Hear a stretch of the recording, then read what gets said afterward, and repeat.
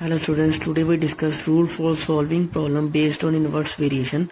When the value of certain quantity of a variable is given, then first we multiply the given value by the given quantity to find the value of 1 unit. And then now to find the value of a certain quantity, we divide the value of 1 unit by this quantity. उसने बोला when the value of certain quantity of variable is given, जब हमारे पास किसी variable की quantity given होती है, then first उसको multiply करके the given value by the given quantity, value को क्वांटिटी के साथ मल्टीप्लाई करके फर्स्ट ऑफ ऑल पे find the value of 1 unit, हम 1 यूनिट की वैल्यू फाइंड करेंगे. Then now to find the value of certain quantity, जिसकी क्वांटिटी वेरिएबल की क्वांटिटी फाइंड करनी है उसके साथ उसको डिवाइड कर देंगे. Now we discuss with the help of this example. उसने बोला if 36 workers can build a wall in 12 days, how many days will it take 16 workers build the same wall. First of all पे more worker less days, that means inverse variation. अब workers अगर ज्यादा हैं तो days कम हो गया, अगर worker कम हो जाएंगे तो डेज ज्यादा हो जाएंगे. Now 36 worker can build the value in 12 days. जो 36 वर्कर्स थे वो वॉल को जो बिल्ड कर रहे थे 12 days में. फर्स्ट ऑफ ऑल हमने बोला था भी find the value of 1 unit by using multiply.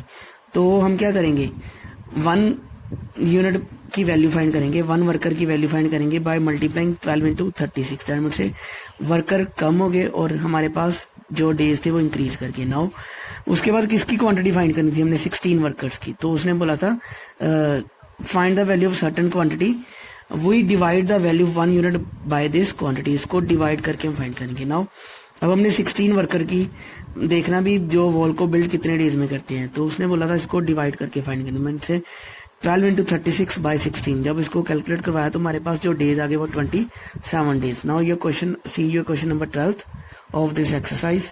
Number 12, if 5 labourers can earn rupees 9,000 in 15 days, how many labourers can earn rupees 6,720 in 8 days. उसने बोला 5 लेबरर्स अर्न करते हैं 9,000 in 15 days में. How many labourers can earn, कितने labourers earn करेंगे 6,720 in 8 days में. Now see the solution of this sum. We have more wages more labors, that means direct variation. जब wages increase करेंगे तो labours भी increase हो जाएंगे, और जब डेज इंक्रीज होंगे तो लेबर्स कम हो जाएंगे. दैट मीन्स उस चीज को बनाने के लिए अगर ज्यादा दिन मिल गए तो लेबर्स कम लगेंगे. इसमें इनवर्स वेरिएशन एग्जिस्ट कर रहा है. दैट मीन्स इस समय डायरेक्ट और इनवर्स दोनों एग्जिस्ट करते हैं. 4 rupees 9,000 in 15 days earn by 5 labours, that means days और लेबर्स. इसमें जो एग्जिस्ट करता है इनवर्स वेरिएशन एग्जिस्ट करता है, वो ये ऑलरेडी डिस्कस भी. फर्स्ट ऑफ ऑल पे इनवर्स वेरिएशन में क्या करना पड़ता है, 15 डेज की क्वांटिटी को 1 में चेंज करना पड़ता है by multiplying of second quantity. तो in 1 day earn by 15 into 5 labours, that means day कम हो गए और लेबर इंक्रीज कर गए हमारे पास. 4 rupees 1 in 1 day earned by 15 into 5 by 9,000 laborers. We have already discussed in starting of this sum. More laborers, more wages, more laborers. That means अगर wages increase करते हैं तो laborers increase कर सकते हैं. अगर wages कम हो गए तो laborers भी हमारे पास कम हो जाएंगे. यहाँ पे direct variation exist करता है. हमने फाइंड करना था 6,720 कितने लेबर्स अर्न करेंगे. दैट मीन्स अगर वेजेस इंक्रीज करके तो लेबर्स भी हमारे पास इंक्रीज करेंगे. तो हमने क्या किया, 15 इंटू 5 बाय 9,000 को मल्टीप्लाई कर दिया 6,720 के साथ. उसके बाद हम फाइंड करना था इन 8 डेज में कितने लेबर्स जो है वो अर्न करेंगे 6,720 करेंगे. 4 rupees 6,720 in 8 days earn by कितने लेबर्स अर्न करेंगे. दैट मीन्स जो डेज और लेबर्स का रिलेशन था वो इनवर्स वेरिएशन इसमें एग्जिस्ट कर रहा था. दैट मीन्स अगर डेज इंक्रीज करके तो लेबर्स कम हो जाएंगे. इसको हम इसके साथ डिवाइड कर देंगे.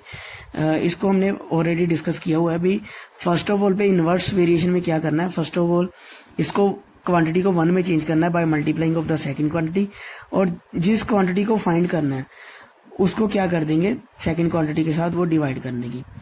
और जब हमने इसको सोल्व करवाया और कैलकुलेट करके जो हमारे पास लेबर्स आए वो आए 7. That means 4 rupees 607,020 in 8 days में कितने लेबर्स अर्न करते हैं, वो 7 लेबर्स जो अर्न करते हैं. Now question number 13.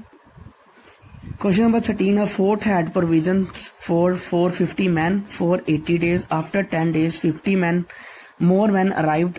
How long will the remaining food last at the same rate. उसने बोला है अ फोर्ट हैड प्रोविजन फूड के लिए प्रोविजन है 450 man for 80 days after 10 days, that means 10 दिन बाद 50 more man arrived, how long will the remaining food last at the same day, that means जब 50 more man arrive करते हैं तो जो फूड होगा उसी क्वांटिटी का फूड कितने डेज के लिए हमारे पास जो है वो उसकी प्रोविजन हो जाएगी फूड में। Now see the solution of this sum. First of all पे हमारे पास अगर मैन ज्यादा है तो number of days for the food के लिए कम हो जाएंगे, that means inverse variation exist करता है। अगर मैन लेस हो गए तो डेज मोर हो जाएंगे, मोर number of days food will be last, इसमें भी इनवर्स वेरिएशन एग्जिस्ट करता है। After 10 days food is sufficient for 450 man, 10 days के बाद, जैसे 80 डेज के लिए था तो 10 दिन बाद 80 माइनस 10 इज 70 डेज, मेरे से 450 मैन के लिए जो फूड सफिशिएंट था वो 70 डेज के लिए था। तो हम जब हमारे पास 50 न्यू मैन अराइव किए, that means total number of man हो गए 500, हमने 500 मैन का फाइंड करना भी कितने डेज के लिए उनको जो फूड है वो प्रोवाइड होगा। For 450 man the food is sufficient for 70 days. First of all पे इसको चेंज करेंगे 1 में, we have already discuss in inverse variation. यहाँ पे 1 में चेंज करने के साथ इस क्वांटिटी के साथ उसको मल्टीप्लाई करना पड़ेगा। देन हमने 500 मैन की फाइंड करनी थी, तो जिस क्वांटिटी की फाइंड करनी होती है अगर इनवर्स वेरिएशन एग्जिस्ट करता है तो दूसरी क्वांटिटी को उसके साथ डिवाइड कर दे रहता है, that means 500 man the food is sufficient for 7 into 450 divided by 500। और जब इसको हमने कैलकुलेट करवाया तो कैलकुलेट करके जो हमारे पास डेज आए वो 63 डेज आए, दैट मीन्स फॉर 500 मैन के लिए जो फूड इज सफिशिएंट था वो कितने डेज के लिए था, 63 डेज के लिए। In question number 15, 7 workers working 6 hours a day can build a wall in 12 days. How many days will 3 workers take to build a similar wall working 8 hours a day? उसने बोला 7 workers working करते हैं 6 hours a day और वो wall को build कर सकते हैं 12 डेज में। हाउ मेनी डेज, मेरे से कितने डेज लगेंगे जब 3 workers take to build the similar wall, उसी वॉल को बनाने के लिए वर्किंग करते हैं 8 hours में, तो कितने हमारे पास डेज लगेंगे। Now see the solution of this sum. हमारे पास इसमें वर्कर्स और डेज की कंडीशन एग्जिस्ट करती है। अगर वर्कर्स लेस हैं तो डेज ज्यादा लगेंगे, अगर वर्कर ज्यादा हो जाएंगे तो डेज कम हो जाएंगे, that means inverse variation exist करेगा। तो इसमें एक और कंडीशन लग रही है, वर्कर्स के साथ आवर्स में भी वो काम करते हैं, दैट मीन्स अगर आवर्स कम होंगे तो डेज ज्यादा हो जाएंगे, अगर आवर्स ज्यादा हो जाएंगे तो डेज कम हो जाएंगे, that means inverse variation exist करता है। इसमें 2 पार्ट्स आते हैं, एक वर्कर्स का रिलेशन डेज के साथ और एक आवर्स का रिलेशन डेज के साथ आएगा। Work done bye 7 workers working 6 hours a day in 12 days। कर जो है वो 6 hours के लिए काम करते हैं और 12 डेज में उस काम को कंप्लीट करते हैं। तो फर्स्ट ऑफ ऑल में हम इसको 1 वर्कर में चेंज करेंगे, तो 1 वर्कर में चेंज करने के लिए सेकंड क्वांटिटी को उसके साथ मल्टीप्लाई कर देंगे, तो दैट मीन्स से work done bye 1 worker working 6 hours a day in 12 into 7 days।